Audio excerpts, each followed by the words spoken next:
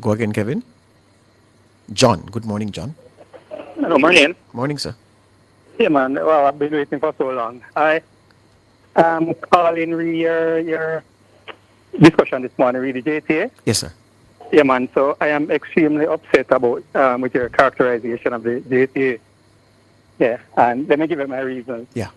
Yeah, so the past educator, I've done some research. Yeah. And follow my line. Yeah. Since 1980, the JTA has never gotten even 30% of what they have asked the government for. All right? The other point is, quite a number of the JTA past presidents, if you notice, they have gone into politics. All right?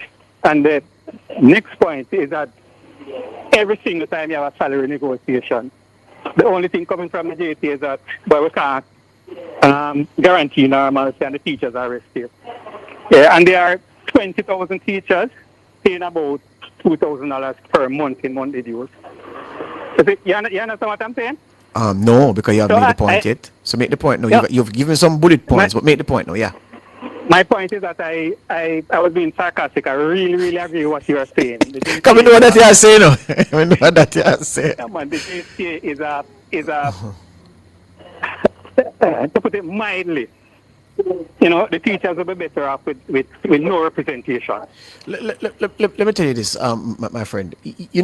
What saddens me is that the JTA heads over time seem, except for some, let me tell you, there have been some leaders of the JTA who've been exceptions. There was a gentleman, Anderson, not so long ago. I thought Mark Smith was an outstanding JTA president, the Monroe College principal, outstanding in every respect, yes? But let me tell you, they seem to not be intelligent to the issue of collective bargaining. So if government is bargaining with 20 different groups, just let's use a nominal, an arbitrary number, 20 bargaining units, how can it give you 15% and ask police to take 4? Ask doctors to take 4, ask nurses to take 4, and give you 50. On what basis? And you know that can't happen, and every day you threaten the same things. We can't guarantee normalcy before the start of the September term. Yeah, but a part of that issue, though, that you raise is actually the government's fault, because the government, one of the things that I think should happen is that public sector wages increases should be aligned to parliamentary increases. So you can't take, 200 or 300% and then ask public sector workers, and you know how we're fragmented. All right, so you can't take 300%. It's illogical to ask everybody else to take 5, 4, 2%. And every one of the bargaining units are only looking for, they're kind of insular. Yeah. They're just looking out for their interest. But since you went there, if you look at the increments, the increases, the allowances, everything else that other public sector groups get over time, it dwarfs the parliamentary what has accrued to parliamentarians, except for and not including that massive increase that they got years ago, which I think they deserve, by the way, all of them. But I'm saying to you, I do agree that they deserve. But I'm saying to you that the collective bargaining, what I'm talking about, the intelligence of the collective bargaining, is that you can't get something outside of what the other groups get, because especially your economy can't carry it. And you have some people who are, again I use the word intelligence, if them hears the economy grow 3% in a 1 quarter, it means that they're going to adjust what they're asking for when they're negotiating wages, as if they are fools. What increase in wages can nominal GDP growth of 3% accommodate? You tell me. No, that I agree with. But then again, a massive part of our problem is you use intelligence, is that our population is not, we have a dearth of skills and intellect in our country. You see, especially at the managerial level. All right, so our economy will not grow sustainably until we have fixed our educational problems, or educational system. I don't know if you have seen the pictures of some of the schools. I'm going off point now, but have you seen some of the pictures of some of the schools? What do you mean by pictures? What do you mean? The actual physical plant we're asking us. Yeah, man, the plant them, boy, I tell you. You see? I mean, some look like cages. Heat box, hot box. Yeah. Yeah, it's like, it's hilarious that our students are going to school in some of these buildings. It's hilarious. Yeah. You understand? But the JTA, the teachers should be paid a lot more. Right? Everybody should be paid a lot more. Yeah, the teachers should be paid a lot more, but the education system should be putting out a lot more. Yeah. All right, and if we put out a lot more, all right, better quality students. Yes. All right. Then that will lead to the economy growing. One of the things that we have to confront, my friend, is this. We don't speak enough about the fact that based on the time, the instruction time in schools, based on the quality of the teaching from some of the teachers, based on the conditions under which we ask children to learn, were it not for extra lessons, some of what we celebrate as successes from our students, we'd not have them to cheer. And it's a fact. But that is true. But some of the things that we are celebrating are not. We should not be celebrating because you know that they are what do you call it, lies, damn lies, and statistics. Yeah. What should we not be celebrating? All right. So some of the results that are celebrated by the ministry are not really reflective of what the students have achieved. And I'll give you. So I run a company, and one of the main things when I hire somebody, you just have to train by the person again, the person who has a 4-year college degree. Mm-hmm. Is it? Mm-hmm. And then and you'll get things like from the ministry that the students have done so well. Yeah, but you can't knock the ministry for publishing that because guess what? If the CXC results or the PEP results show a 5% point decline in math or in English or whatever subject area, the ministry gets pilloried for presiding over a system that is failing. Therefore, the ministry will tell you then if the passes go up by 5%, we should say the passes have improved, and it's logical for them to do that. Nothing is wrong with them doing that. Well, and that's why my question has always been to, for the PEP results, yes. Shows the evidence that the students have actually achieved. Yes.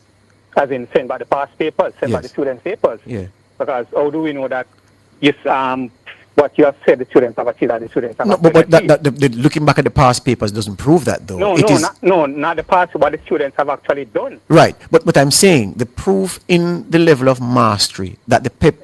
what I'm saying, so what if I am marking the paper, and because I want it to look good, I say 90% of the students have scored 90% or more. Yeah. When in actuality, it's 90% have done 40%. But the students don't get bad. Yeah, but where in the world do they measure it like that? Where in the world do they measure it like that?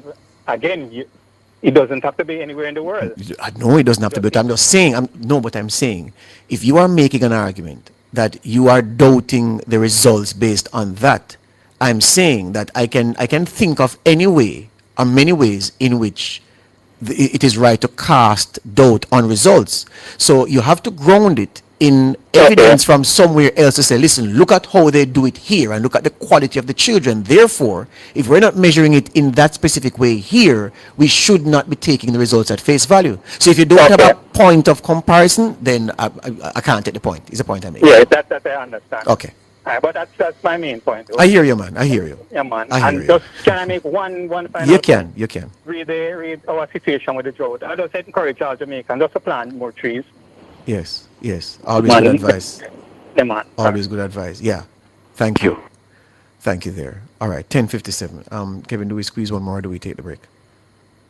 All right. He said squeeze one. Who do we have? Then Kevin, tell me now. Chuck, good morning. Chuck? Mr. George Davis, OD. CD, sir. It's CD. Oh, CD. Yes, sir. Yeah. My apologies. My apologies for that cause a problem, man. That cause a problem, sir. My apologies. Accept my apologies. You're good, man. You're good. But Judge, yes. The JTA is a garrison. It has always been a garrison, and the JTA Davis OD. CD have. Then Kevin, tell me now. Chuck, good morning. Chuck? Mr. George Davis OD. CD, sir. It's CD. Oh, CD. Yes, sir. Yeah. My apologies. My apologies for that cause a problem, man. That cause a problem, sir. my apologies. Accept my apologies. That's all right, Commander of the You're six good, section. man. You're good. You're good. But Judge, Yes. the JTA Yes, sir. is a garrison. It has always been a garrison, and it will always be a garrison. What I want is a Ministry of Education that is strong enough to stand up to it. That's all I want. Just stand up to them. Yes. Right? They're always gonna behave this way.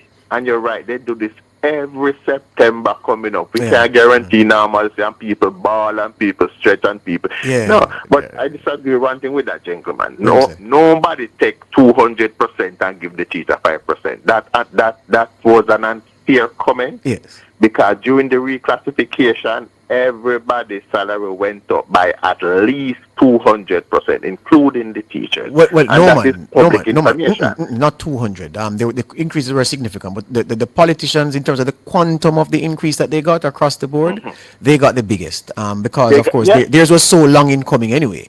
But everybody, but the other groups, the increase they got was significant. Yeah, man. Yeah, but it wasn't 200 across the board. Yeah. But what we have to ask now, and this is where the greed comes in. If I double your salary, if in 2020 I was giving you 10% of $50, today you are getting 10% of $100. Yeah. So it's a different 10. It may be 10%, but it's different than before. But and then again, to help you with the point, what does it profit you to get a 15? All right. So you have gotten a 4% wage increase in an inflation environment where inflation is between 4 and 6%. And you want a 15% wage increase, but you're not thinking that the pressure that will be brought to bear on inflation by a round of increases could mean that inflation that you're now spending that 15% higher wage in is a 10 to 13% inflation environment. But them not see them thing and nobody not tell them. It's all about scoring political points. It's for JTA. It's about scoring political points, and they will always behave that way. But I can't wait to them. The first gentleman that called says that the government is not doing anything about squatting, and it's me hate. I'm sorry. I'm here. Don't reason in George. To be honest, I don't like reasoning. People reason with them feelings rather than facts. I don't like it. The fact is, this government has given out more land title than all the other governments combined. Yes, that's fact. So you can't say. Well, I don't know if combined. I know. Each administration, for the life cycle of that administration, it does more than individual administrations before. I'm waiting on the numbers to see if I can support what you just said, because that may be very right, but I have to get the numbers first. No problem. I look forward to you getting those numbers. Yeah. The Prime Minister now, George, is left in a situation where down in Trelawney there, you can't create a precedence where you just take up people things and give to others, because if me and you did have a worker to buy fuel land, and the man they just squat by somewhere and him get peace, then what is gonna prevent me from start squatting and someone because we want peace? Chuck, you're perfectly right. But Chuck, you're right. Do you know, Chuck, that had the Cooper's Pen land been Crown lands, nobody would not talk about this and that. And the people just say, listen, we want to do the people and leave the people alone. But people are upset because it's private property. Because it's private. And the person who owned the property has been trying from the first building go up there to take back them land, to get them land. And that's why people are saying, nah, man, this is not right. And I hear you ask a question, you ask if this man who owned the land, if he's not a Jamaican too. So when they say Jamaican to get land, does that include him? No, him not forget no land. No, him not forget. Right. Or it's just the so-called poor. It's just the poor. Yeah. The pulling at the heartstring of the people. Yes. Right. I expect the Prime Minister to respond, and I expect when he will come with a solution. Yeah. But these people need to realize that whatever solution come, it will not be a free solution. Yes. They're gonna need to put some skin in the game. Yes. And in order to prevent that something like this don't happen again, it is important that we started educating people, and we have to call out the politicians that mislead these people, that tell them, say, "Una go get the land, una have to do nothing," rather than tell them the right thing to do. Question for you. I saw a video, Judge. I saw a video with a young lady that says, "We live there for 40 years, so we own the land." Yeah. But even if you live there and you need to claim it, you need to do something to claim it. Yes. Yes. I have to run for an interview with the National Security Minister here. But before you go, let me ask you this one question before you go. Would you be willing to pay GCT now is 15%, right? $15 for each $100 you spend. Okay. Would you be willing to pay GCT of say 20% in order to pay public sector workers more? No, we can't afford any more, Judge. Okay. All right. Have a good day. All right, you Thank too. you. Let's take the break. When we come back,